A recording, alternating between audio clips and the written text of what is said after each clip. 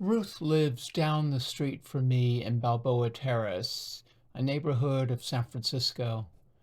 The plots roll from one lawn to the next, but more and more, the plots are punctuated by drought resistant plants, waiting for our future to begin.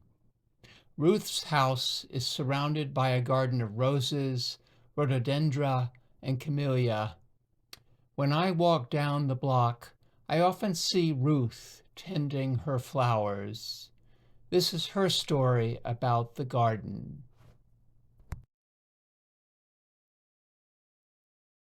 Many years later and bought my own home and so forth. There was a little rose that was in the backyard that struggled and struggled, and I played around with it, and we gave up on each other. When I moved here in 1972, there was a little rose at the southeast corner of my house that was struggling to live, and I would try to help it. It was a pretty little rose, and then it just went kaput. Then I said, oh well, I think I'll put another rose at that spot.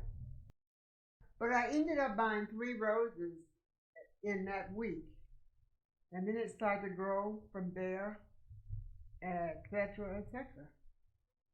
That's how I got involved with the roses, and then I would keep adding them and keep adding them, and I, at one time I had about 100 out there. Well, I just loved them, and I would get more books and more see.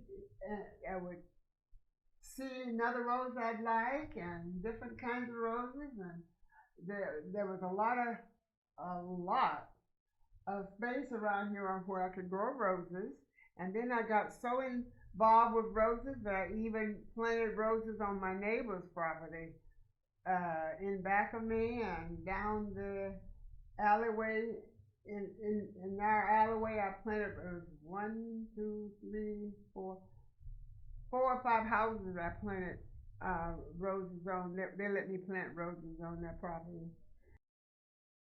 I later became a member of the San Francisco Rose Society, and they put on an annual Mother's Day Rose Show.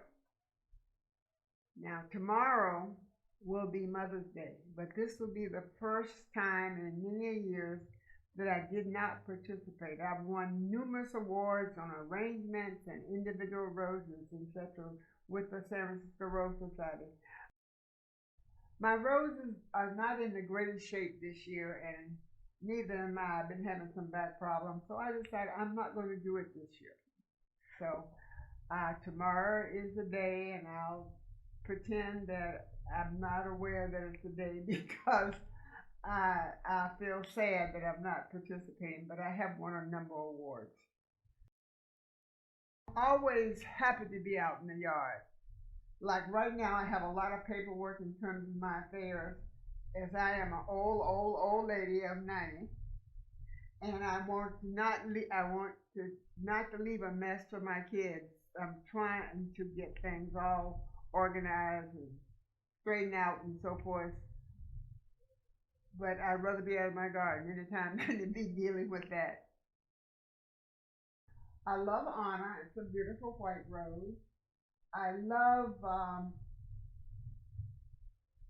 Purple Tiger, and I love there's another purplish rose. Oh gosh, I'm getting old. I can't remember the name of my roses right off the top of my head. Um, I have one called Coretta Scott King, which is a wonderful rose.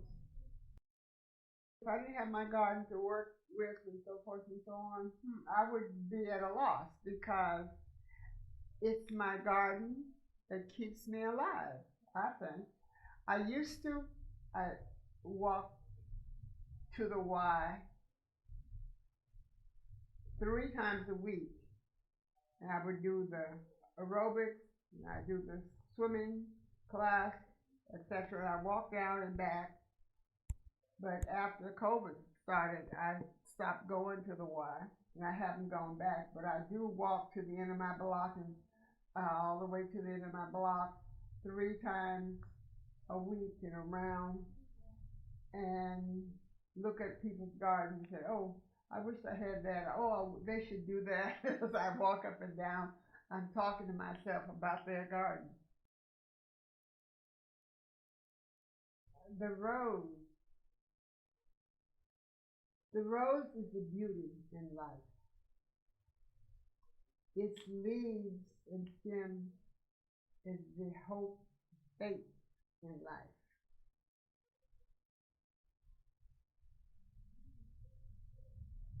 Its thorns are the hardships in life. And as you travel life's highway, may you always be in the limelight of the rose and unaffected by the thorns.